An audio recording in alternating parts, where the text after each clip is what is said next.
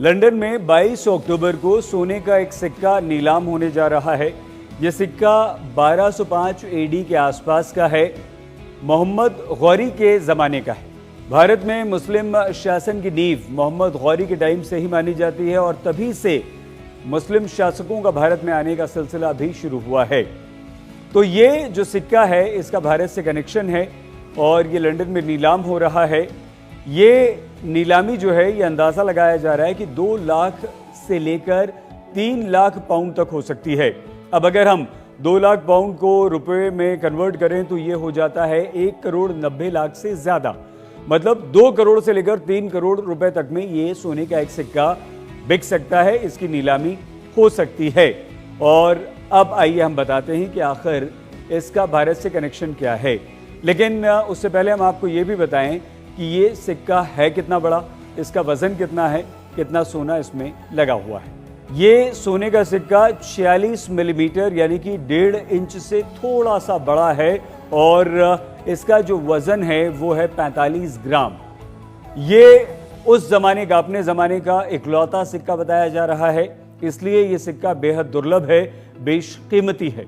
Morton and Eden ये वो संस्था है जो इस सिक्के को नीलाम कर रही है और इसके एक सदस्य हैं जिनका नाम है स्टीफन लॉयड। स्टीफन लॉयड कहते हैं कि ये दुर्लभ सिक्का है, ये बेहद बेशकीमती सिक्का है और भारत का इससे कनेक्शन है।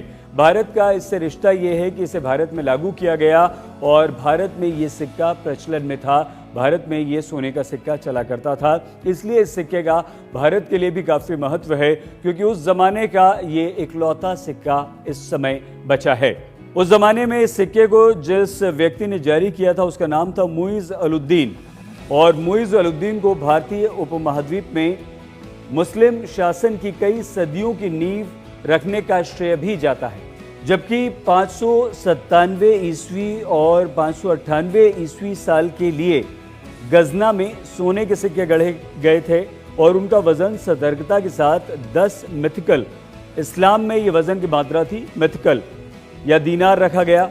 लेकिन 22 तारीख को जिस सिक्के की नीलामी हो रही है वो कुछ समय बाद यानी कि 601 ईस्वी में यानी कि 1205 एडी में गढ़ा गया। इस समय गयासुद्दीन की मौत हो चुकी थी और अब ये इकलौता ऐसा सिक्का बचा है जिस पर मोहम्मद गौरी का नाम अंकित है। वैसे तो मोहम्मद गौरी का जन्म अफगानिस्तान में हुआ था, लेकिन उसने अपने भाई गयासुद्दीन के साथ मिलकर पूर्व में उत्तर भारत और पश्चिम में कैस्पियन समुद्र तक अपना साम्राज्य खड़ा किया था।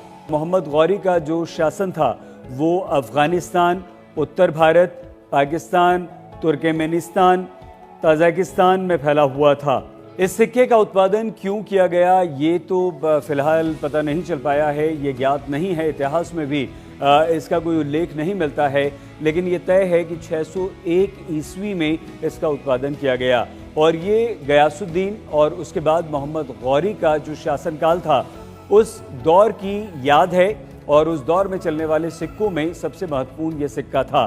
और भारत के लिए ये इसलिए भी महत्वपूर्ण है क्योंकि ये उस ज़माने में यानी कि 601 ईस्वी या 1205 एडी में भारत में चला करता था, भारत में प्रचलित था और भारत में इसका चलन था। इस सिक्के के ज़रिए आप वस्तुओं का आदान प्रदान कर सकते थे, ख़रीद फरोख्त कर सकते थे।